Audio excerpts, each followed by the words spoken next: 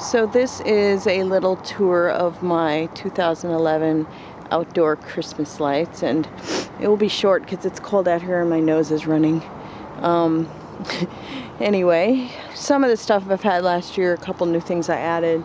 Budget didn't really allow for me to go crazy this year, so pretty much using the stuff I did last year. But we've got our little spiral Christmas tree, and we've got our skiing reindeer, and my cute little tobogganing penguins. Jake, come on, go. I found them last year at Kmart, I think it was, for like 20 bucks. And then this little penguin here, he's tipping his little top hat. And there's another guy up at the top of the slope who's like got his little wings up in the air. And those were given to me a few years ago by my lovely neighbors, Mary and Jamie, who saw them at Costco and couldn't resist, because at the time I had this other skiing penguin on my slope who's since been retired because he kept getting knocked over from the wind.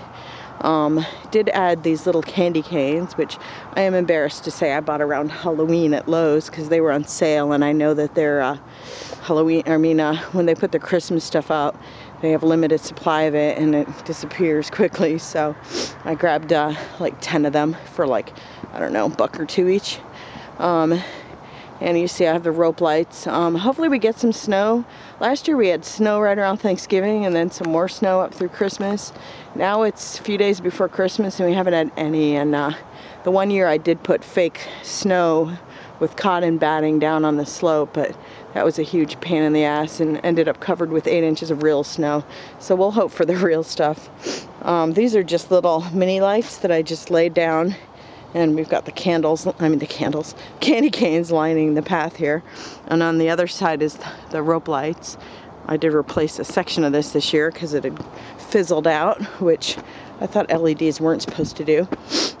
And then going up here, there's that other penguin. And these snowflakey blinky lights, they have a whole sequence that they go through. They're steady, they flash and whatever. Kind of cool. And then we got Rudolph, who I didn't have up because he usually gets knocked down by the wind, but then I was like, you know, I just watched Rudy last night and Rudy needs some representation because I'm such a Rudolph fan, as you'll see on my indoor decorations. And then I thought, you know, he's awful dark up here because he doesn't have a light on him and I don't have another spotlight, so all I did was, he's in the burning ring of fire of some leftover icicle lights from a prior year that I replaced with these blue ones, so I figured that looks kind of cool. Actually I gotta close the gap here so it's more lit up together there, so it's just like a big circle. Looks almost kind of, my Wiccan neighbors probably like it because it looks like some kind of ritual fire or something. Okay, Jakey dog, come up here, come on. And there's looking down the slope, there's the you can see how steep this slope is. It's really fun to weed whack. Then I added these cool blue icicle lights that I found last year at Walgreens. And they're cool because unlike these kind of icicle lights, they're actually a solid icicle. Look more like real icicles. They're pretty cool. Plus they're LEDs, so they don't use up so much energy. Jake, where are you? Hard to see the black dog in the dark. But then you saw up at the house, there's icicle lights up there.